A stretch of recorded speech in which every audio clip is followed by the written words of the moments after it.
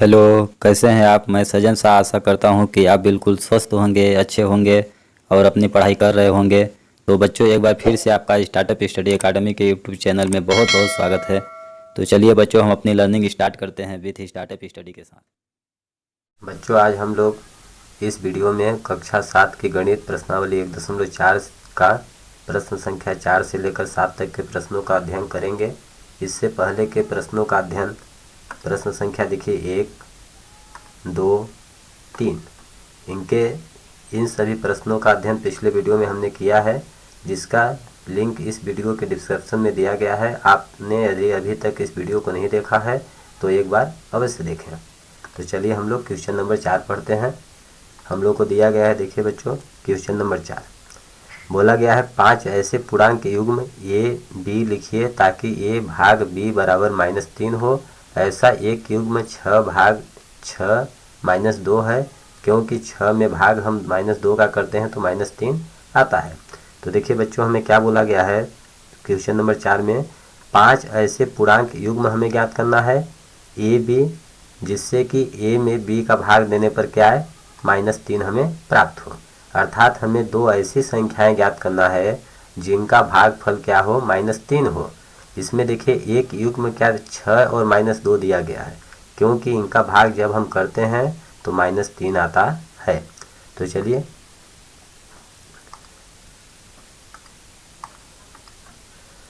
देखिए बच्चों, यहाँ पे बोला गया है कि ऐसी दो संख्याओं का मान बताइए जिनका भाग करने पर -3 आता हो। ठीक, यहाँ पे देखिए एक युग्म दिया है 6 -2, 6 और -2।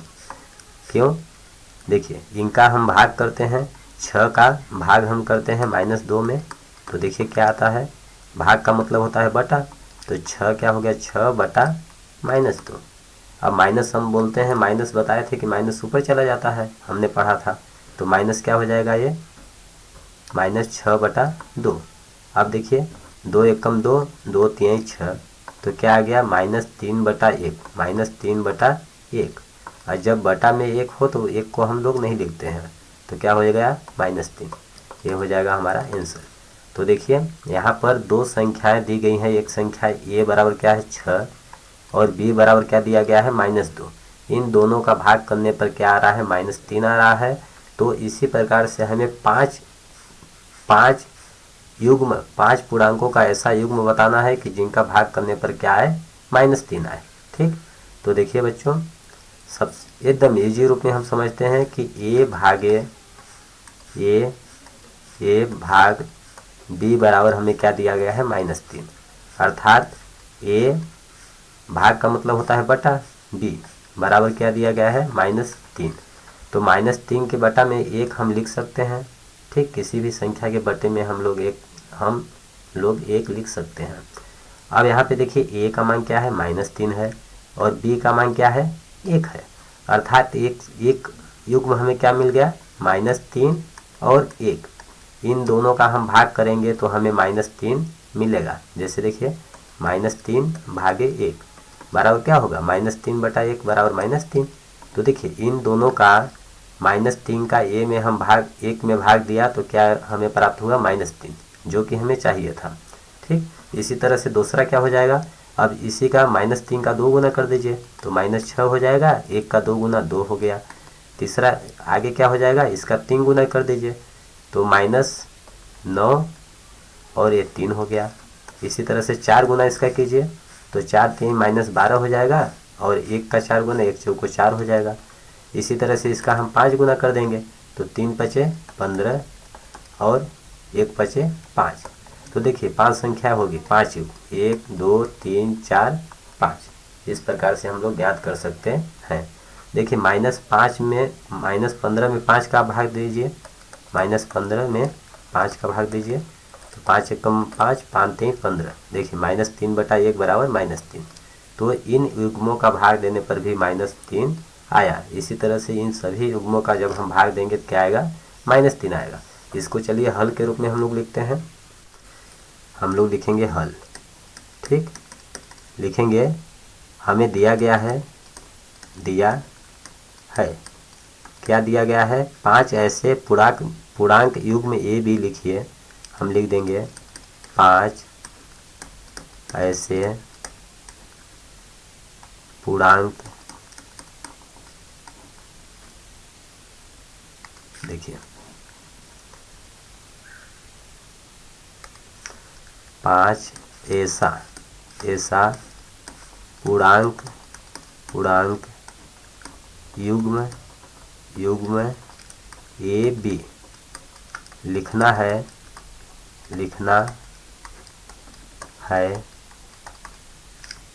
ताकि ए में बी का हम भाग दें तो हमें क्या मिलना चाहिए, -3 हो। ठीक, तब हम लिख देंगे तब पहला पूर्णांक क्या हो जाएगा मेरा, पहला क्या हो जाएगा, अभी हमने बताया था एक युग्म ले लेते हैं -3 और 1। ठीक, इसी तरह से दूसरा ले लेंगे -6 और 2। इसी तरह से तीसरा ले लेंगे, इसका 3 गुना -9 और 1 का 3 गुना क्या हो जाएगा, 3। चौथा ले लेंगे हम -3 चौक 12 और 1 चौको 4। पाँचवा हम ले लेंगे -3 पचे -15 और ले लेंगे 1 पंचे 5। इन सभी संख्याओं का जब आपस में हम भाग करेंगे तो -3 आएगा। ये हो जाएगा हमारा आंसर। तो आई होप बच्चों आप लोगों को क्वेश्चन नंबर 4 समझ में आएगा होगा। अगला नंबर देखते हैं क्या दिया गया है। देखिए बच्चों क्वेश्चन नंबर 5 क्या दिया गया है। बोला गया है दोपहर 12 बजे तापमान 0 से 10 डिग्री सेंटीग्रेड ऊपर था। यदि आधी रात तक 2 डिग्री सेंटीग्रेड प्रति घंटे की दर से तापमान में कमी हो रही है तो किस समय तापमान 0 से 8 डिग्री सेंटीग्रेड नीचे होगा। आधी रात को तापमान क्या होगा यह भी हमें बताना है। यहाँ पे देखिए प्रश्न हम सिंपल सा समझेंगे। बोला गया है कि दोपहर 12 बजे तापमान कितना था, 0 से 10 डिग्री सेंटीग्रेड ऊपर था। बोला गया है दोपहर को तापमान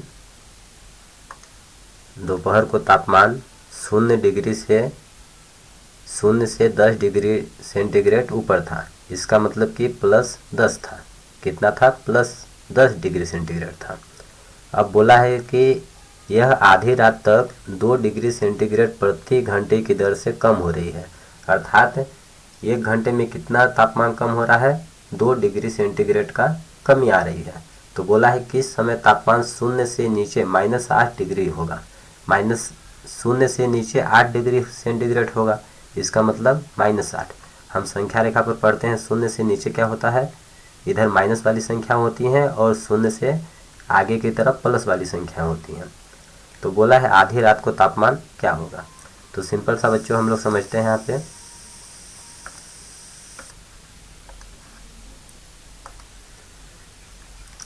देखिए बच्चों हम लोग जानते हैं कि संख्या रेखा पर 0 से आगे या 0 से ऊपर धनात्मक संख्याएं होती हैं और 0 से पीछे या 0 से नीचे हम बोल सकते हैं ऋणात्मक संख्याएं होती हैं।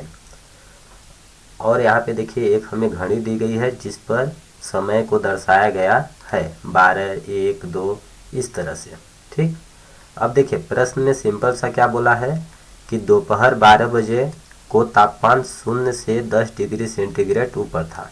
दोपहर को 12 बजे को तापमान 0 से 10 डिग्री सेंटीग्रेड क्या था, ऊपर था। अर्थात क्या हुआ, ऊपर का मतलब प्लस 10 डिग्री सेंटीग्रेड। तो 0 से 10 डिग्री सेंटीग्रेड ऊपर का मतलब हुआ +10 से हुआ। ठीक, तो ओनली हम क्या बोलेंगे, +10 डिग्री सेंटीग्रेड। दोपहर 12 बजे तापमान कितना था, +10 डिग्री सेंटीग्रेड। तो देखिए समय हम यहाँ दोपहर 12 बजे को तापमान कितना था, +10 डिग्री सेंटीग्रेड।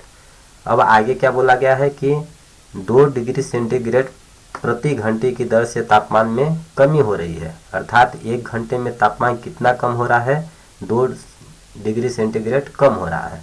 तो देखिए यहाँ से कमी के लिए 2 कम होगा तो कहाँ पे आ जाएंगे हम, 8 पे आ जाएंगे। फिर 2 कम होगा तो 6 पे आ जाएंगे।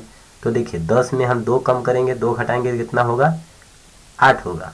इस तरह से 1 बजे तापमान कितना हो जाएगा, +8 डिग्री सेंटीग्रेड। 2 बजे तापमान कितना हो जाएगा प्लस 6 डिग्री सेंटीग्रेड। 3 बजे तापमान प्लस 4 डिग्री सेंटीग्रेड। 4 बजे तापमान कितना हो जाएगा प्लस 4 में 2 घटाएंगे फिर 2 डिग्री सेंटीग्रेड आ जाएगा। इसी तरह से 5 बजे प्लस 2 घटा देंगे तो 0 डिग्री सेंटीग्रेड आ जाएगा।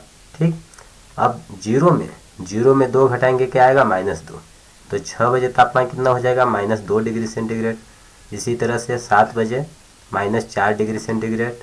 8 बजे -6 डिग्री सेंटीग्रेड और 9 बजे -8 डिग्री सेंटीग्रेड। 10 बजे -8 तो 10 डिग्री सेंटीग्रेड। 11 बजे तापमान कितना होगा, फिर से 2 कम हो गया। इसी तरह से देखिए 10 में 6 में 2 कम हुआ तो -8, -8 में 2 कम हुआ -10, -10 में 2 कम होगा -12 डिग्री सेंटीग्रेड। और फिर ये देखिए यहाँ दोपहर से हम चालू किए थे, फिर आधी रात्रि हम 12 पर पहुँच जाएंगे तो कितना हो जाएगा -12 में 2 कम करेंगे 14 डिग्री सेंटीग्रेड। ये कब, ये रात, ठीक ना, रात्रि को तापमान। तो अब देखिए इतना तो समझ में आ गया। अब आगे क्या बोला है कि बोला गया है कि वह समय ज्ञात कीजिए, वह समय आप बताइए जब तापमान 0 से 8 डिग्री सेंटीग्रेड नीचे होगा। 0 से 8 डिग्री सेंटीग्रेड नीचे का मतलब क्या है कि कब तापमान -8 डिग्री सेंटीग्रेड होगा। यह हमें प्रश्न में पूछा गया है कि कितना समय तापमान -8 डिग्री सेंटीग्रेड होगा। तो देखिए दोपहर 12 बजे तापमान कितना था +10 डिग्री सेंटीग्रेड था। ठीक, अब यहाँ से दोपहर 12 बजे +10 डिग्री सेंटीग्रेड था, तो यहाँ से -8 डिग्री सेंटीग्रेड आने में कितना समय लगेगा, कितना बजे तापमान -8 डिग्री सेंटीग्रेड होगा जब 1 घंटे में तापमान 2 डिग्री सेंटीग्रेड की कमी हो रही हो। यह चीज़ हमें पूछा गया है। तो देखिए -8 डिग्री सेंटीग्रेड कितने बजे तापमान हुआ है, 9 बजे। 9 बजे कितना तापमान कम हुआ है -8 डिग्री सेंटीग्रेड। तो अभिष्ट यहाँ पे समय क्या हो जाएगा, 9 बजे तापमान 0 से 8 डिग्री सेंटीग्रेड नीचे होगा, अर्थात 9 बजे तापमान -8 डिग्री सेंटीग्रेड होगा। और बोला गया है आधी रात्रि को तापमान क्या होगा, तो आधी रात्रि को तापमान देखिए हम घटते क्रम में आए 2, तो आधी रात्रि को तापमान कितना हुआ -14 डिग्री सेंटीग्रेड हुआ। तो बच्चों आप लोगों को क्वेश्चन समझ में आ गया होगा। चलिए इसको हल के रूप में लिखते हैं।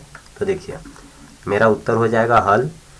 तापमान में अंतर, ये बोला गया है कि दोपहर को तापमान +10 डिग्री सेंटीग्रेड था, तो -8 कब होगा, तो 10 और -8 के बीच में अंतर कितना है, गैपिंग कितना है।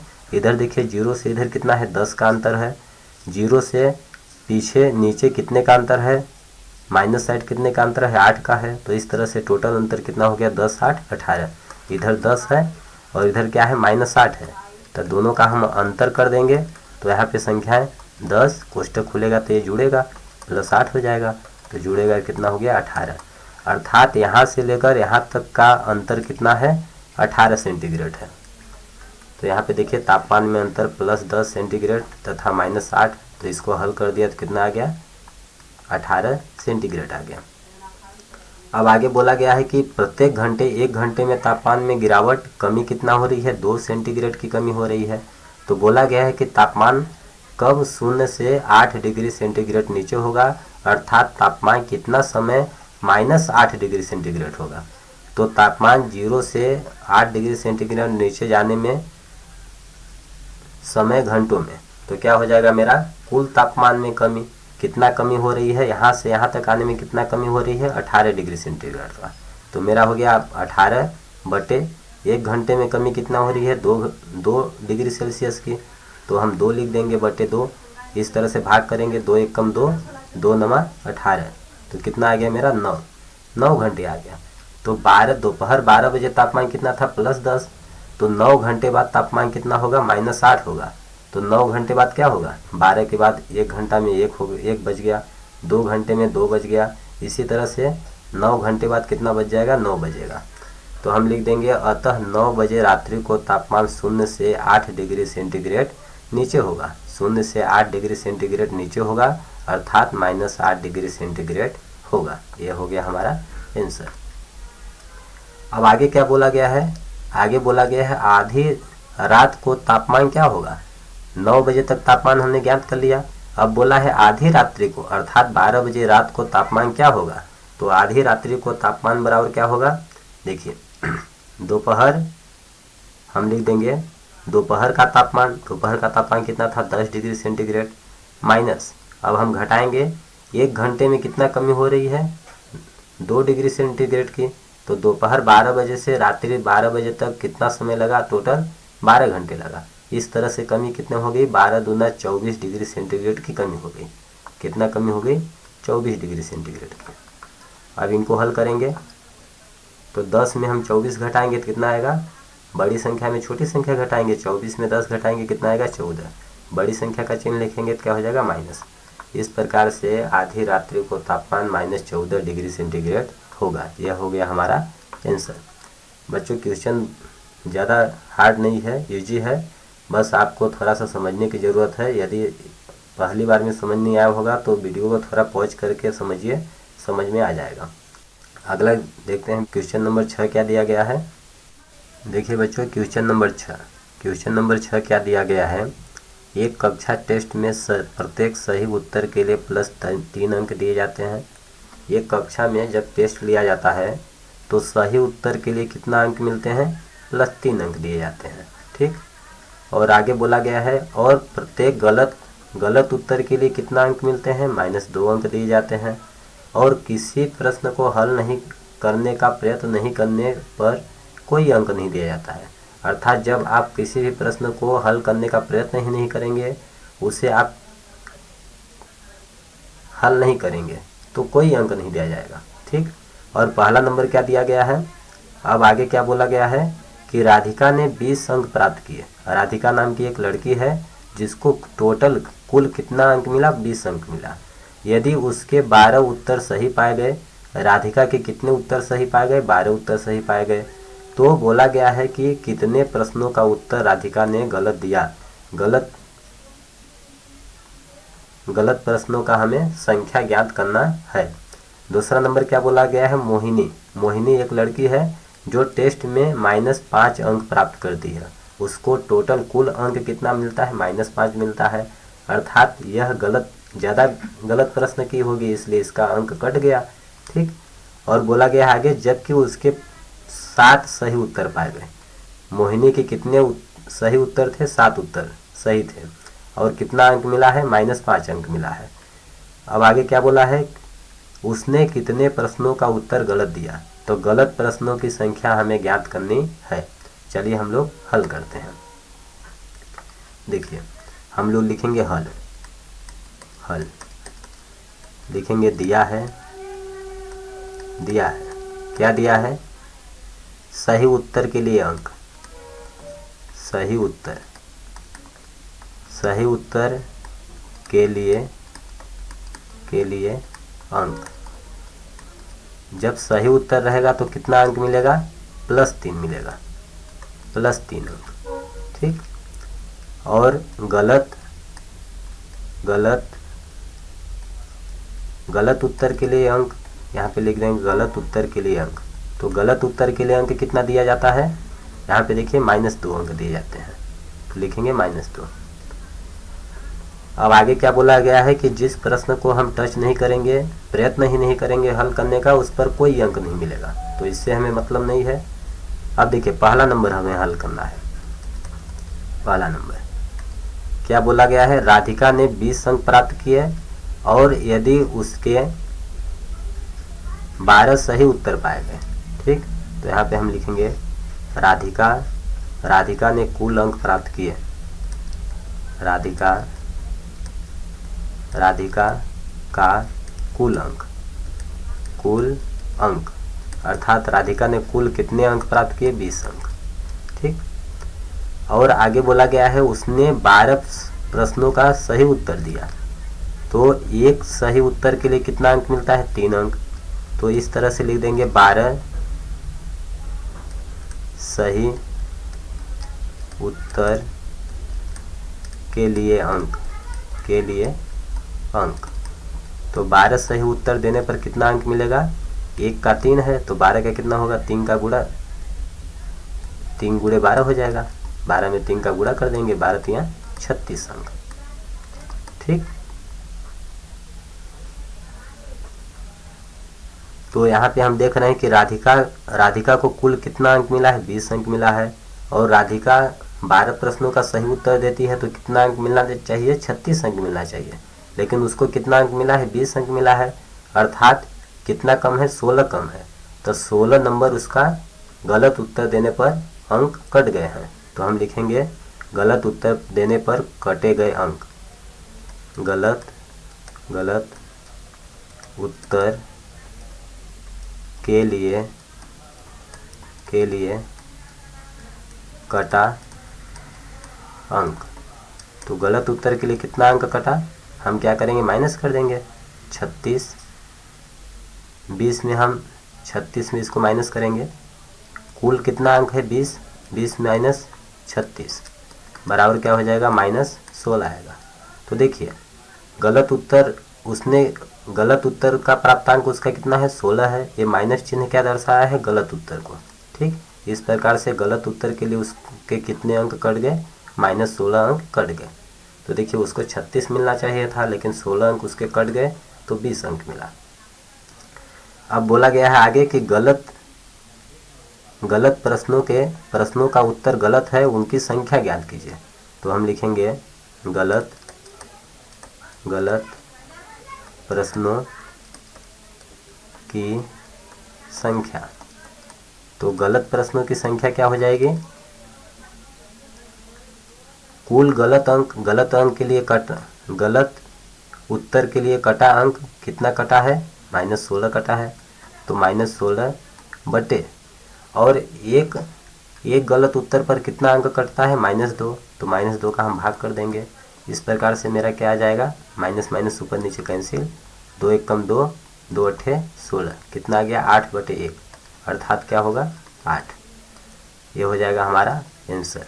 हम लिख देंगे अतः राधिका ने 8 प्रश्नों का गलत उत्तर दिया है।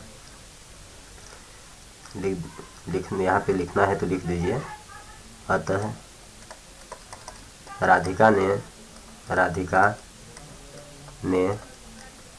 कुल 8 प्रश्नों का उत्तर गलत दिया। ये हो गया हमारा आंसर। ठीक, अब आगे देखिए दूसरा नंबर क्या दिया गया है, मोहिनी टेस्ट में 5 अंक प्राप्त करती है। तो मोहिनी का कुल अंक लिख देंगे इसी तरह से, मोहिनी द्वारा प्राप्त कुल अंक। तो मोहिनी को कितना अंक मिले, -5 अंक मिला। ठीक, अब मोहिनी के कितने उत्तर सही हैं, 7 उत्तर सही हैं। तो 7 सही उत्तर के लिए अंक, सही उत्तर के लिए अंक। तो 7 सही उत्तर के लिए अंक कितने हो जाएंगे, एक सही उत्तर के लिए कितना मिल रहा है, 3। तो 7 में 3 का गुणा कर देंगे, 3 सत्ते 21, कितना हो जाएगा, 21 अंक। तो देखिए मोहिनी को कितना मिलना चाहिए, 21 अंक मिलना चाहिए, लेकिन -5 अंक मिला है, अर्थात उसके ज़्यादा प्रश्न गलत हुए हैं। तो हम लिख देंगे गलत उत्तर के लिए कटा अंक, गलत उत्तर देने पर कटा अंक बराबर क्या होगा, देखिए कितना उसको अंक मिले हैं, कुल -5 अंक मिले हैं।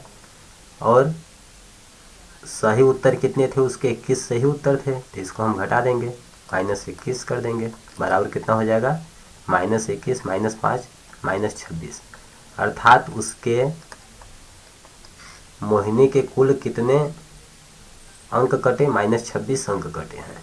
ठीक, तो हम लिख देंगे गलत प्रश्नों की संख्या, इसलिए क्या हो जाएगी, गलत प्रश्नों की संख्या। तो गलत उत्तर देने पर टोटल कितना अंक कटा, -26 अंक कटा। और एक गलत उत्तर देने पर कितना अंक कटता है, एक गलत उत्तर के लिए कितना प्राप्तांक है, -2 है, तो लिखेंगे बटे -2।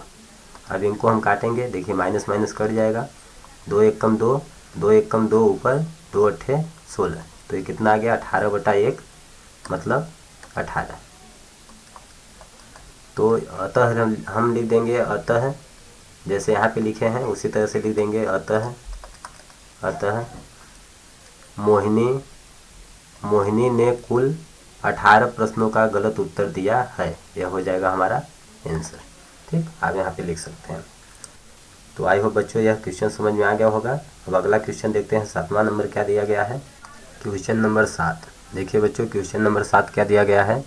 एक उत्थापक किसी खान कूपक में 6 मीटर प्रति मिनट की दर से नीचे जाता है। यदि नीचे जाना भूमि तल से 10 मीटर ऊपर से शुरू होता है तो -350 मीटर पहुंचने में कितना समय लगेगा।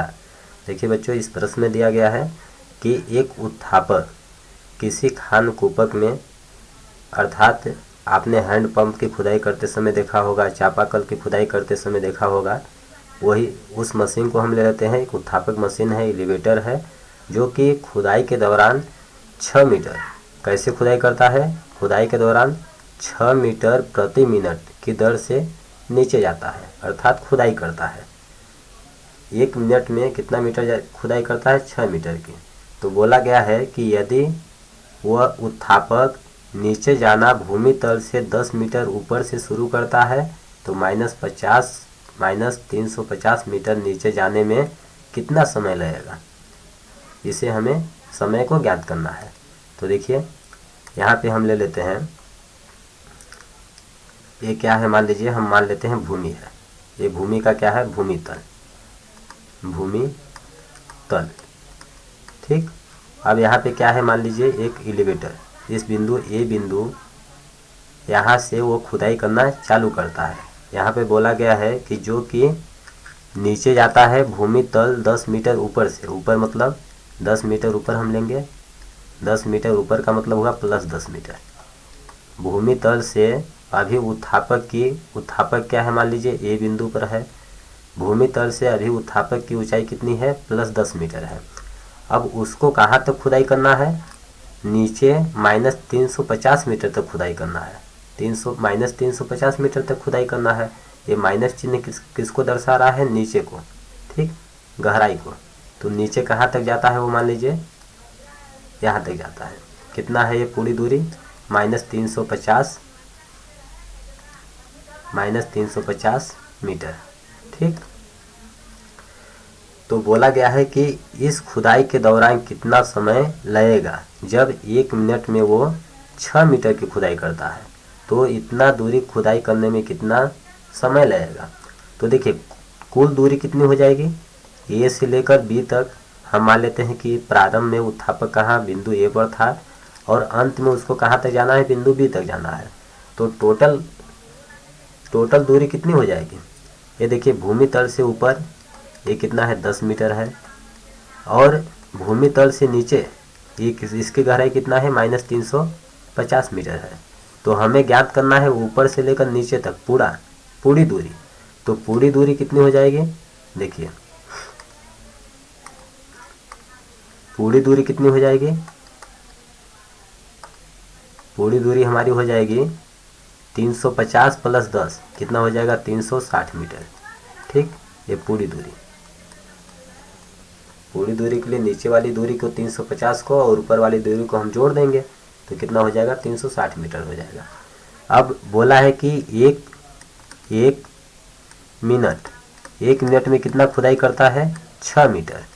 तो 360 मीटर में कितना समय लगेगा, 360 मीटर में कितना समय लगेगा, 360 बटे 1 मिनट में कितना है, 6 है, तो 6 का भाग कर देंगे, 6 एक कम 6, 6 का 36 और 1 0, तो कितना लगेगा, 60 मिनट अर्थात 1 घंटा। इतना खुदाई करने में कितना लगेगा, 1 आवर लगेंगे। चलिए इसी चीज़ को हम लोग लिखते हैं।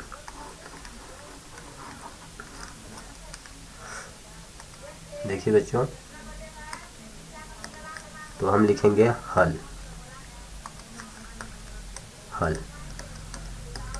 ठीक, हम लिखेंगे दिया है, दिया है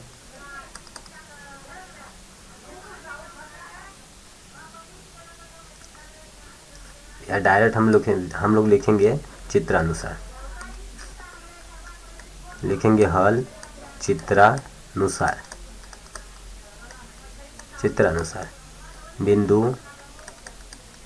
बिंदु ए से बी के बीच की दूरी बराबर कितनी होगी? देखिए 10 प्लस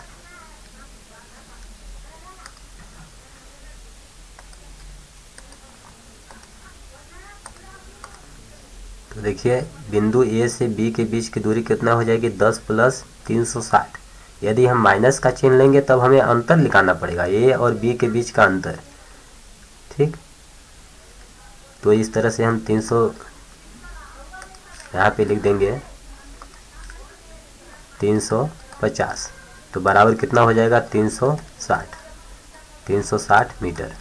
ठीक, अर्थात बिंदु ए से बी के बीच की दूरी कितनी होगी? 360 मीटर होगी।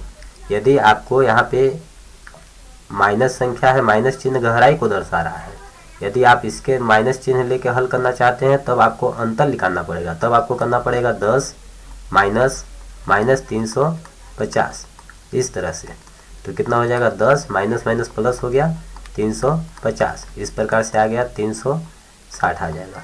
ठीक, तो उस समय आप लिखेंगे बिंदु ए से बी के बीच की दूरी लिखा हुआ है, तो लिखेंगे बिंदु ए और बी के बीच का अंतर, तो ये कितना आएगा? 360 मीटर आएगा। तो आप इस तरह से लिखिए चाहे इस तरह से लिखिए। अब देखिए, तो हमारी बिंदु ए से बी के बीच की दूरी कितनी आ गई? 360 मीटर आ गई। अब नीचे जाने की दर, उत्थापक को नीचे जाने की दर, नीचे जाने की दर कितना है? 6 मीटर प्रति मिनट, 6 मीटर प्रति मिनट। ठीक ना, 6 मीटर प्रति मिनट, अर्थात 1 मिनट में कितना नीचे जा रहा है? 6 मीटर जा रहा है। तो अतः 360 मीटर नीचे जाने में कितना समय लगेगा? लिखेंगे अतः अभिष्ट समय, अतः नीचे जाने में लगा समय हम लिख देंगे अतः उत्थापक को नीचे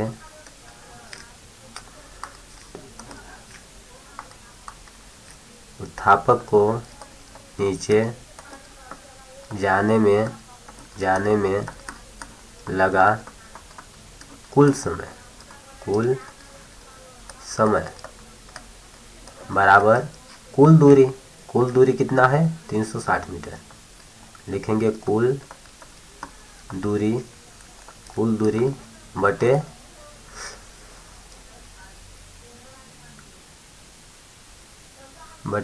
1 मिनट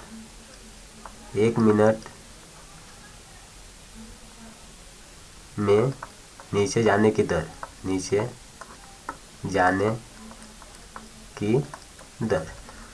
प्रति मिनट नीचे जाने की दर। तो कुल दूरी हमारी कितनी है? 360 मीटर है, बटे प्रति मिनट नीचे जाने की दर कितना है? 6 मीटर है। अब इसका हम लोग भाग कर देंगे, तो देखिए यहाँ से 6 एकम मेरा हो जाएगा 6। ठीक, इतना हो गया 6 एकम 6। अब यहाँ से 6 छक्का 36 और 1 जीरो बचा, तो कितना आ गया? 60/1। 60/1 का मतलब हुआ 60। तो अतः कितना समय लगेगा उसको? समय क्या है हमारा? देखिए समय मिनट में है, तो कितना हुआ? 60 मिनट। इस प्रकार से उत्थापक को नीचे जाने में कुल कितना समय लगा? 60 मिनट लगेगा। यह हो गया हमारा आंसर। ठीक, तो इस तरह से बच्चों आई होप आप लोगों को क्वेश्चन नंबर 7 समझ में आ गया होगा। तो बच्चों हमें उम्मीद है कि इस वीडियो के सभी टॉपिक्स क्वेश्चंस आपको अच्छी तरह समझ में आ गए होंगे। अगर यह वीडियो आपको पसंद आया है तो वीडियो को लाइक करिए, चैनल को सब्सक्राइब करिए, अपने फ्रेंड्स के साथ शेयर करिए, और अगर आपको कहीं पर कुछ समझ नहीं आ रहा है तो आप नीचे कमेंट बॉक्स में लिखकर हमें अवश्य बताएं, हम आपके डाउट का रिप्लाई अवश्य देंगे। धन्यवाद दोस्तों, जय हिंद, जय भारत।